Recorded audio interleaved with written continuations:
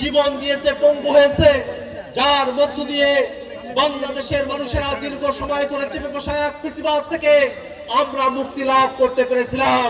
এবং তারপরে আমরা একটা নতুন বাংলাদেশের প্রত্যাশা করেছি, এমন এক বাংলাদেশ যেই বাংলাদেশে কোনো বিভাজন থাকবে না, যেই বাংলাদেশের সকল নাগরিকের অধিকারকে সুরক্ষা দেওয়া হবে, যেই বাংলাদেশে গণতান্ত্রিক প্রতিষ্ঠানগুলোকে শক্তিশালীভাবে দাঁড় করানো হবে, যেই বাংলাদেশে গণতন্ত্র, ভোটাধিকার এবং রাষ্ট্রীয় প্রতিষ্ঠানগুলোতে জবাবদিহিতা নিশ্চিত করা, এটাই ছিল আমাদের মূল উদ্দেশ্য। এবং সেই উদ্দেশ্যকে ধারণ করে আমরা ঐক্যবদ্ধ কমিশনের আলোচনায় বসেছিলাম। সেই ঐক্যবদ্ধ কমিশনের আলোচনা থেকেই গণভোটের সিদ্ধান্ত।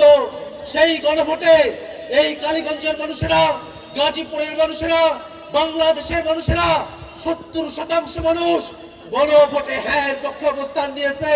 কিন্তু দুর্ভাগ্যের বিষয়, এই সংসদে প্রথম অধিবেশন, দ্বিতীয় অধিবেশন চলছে, কিন্তু এখনো পর্যন্ত গণভোটের প্রশ্নের কোনো সুরাহা করা হয় নাই। আমরা সরকারকে জানান দিতে চাই যে বাংলাদেশের মানুষেরা 70% মানুষ গণভোটে হ্যাঁ পক্ষে বলেছিল, সেই মানুষেরা কিন্তু এখনো পর্যন্ত জীবিত আছে, সেই মানুষেরা জেগে আছে, তারা অপেক্ষা করছে, তারা সরকারকে সময় দিচ্ছে।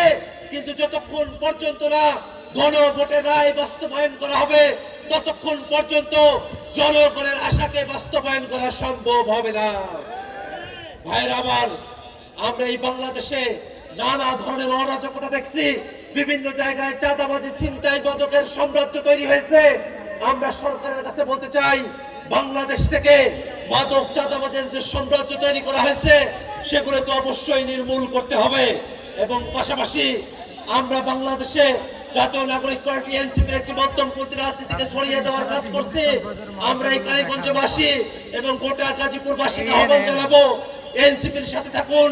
এনসিপি শাপলা কলিমার্কা নিয়ে গোটা বাংলাদেশে মধ্যমপন্থী গণতান্ত্রিক যে রাজনীতির সূচনা করেছে, সেই রাজনীতির হাতকে শক্তিশালী করার জন্য আপনাদের সকলের প্রতি উদাত্ত আহ্বান জানিয়ে আমি আমার বক্তব্য এখানে শেষ করছি।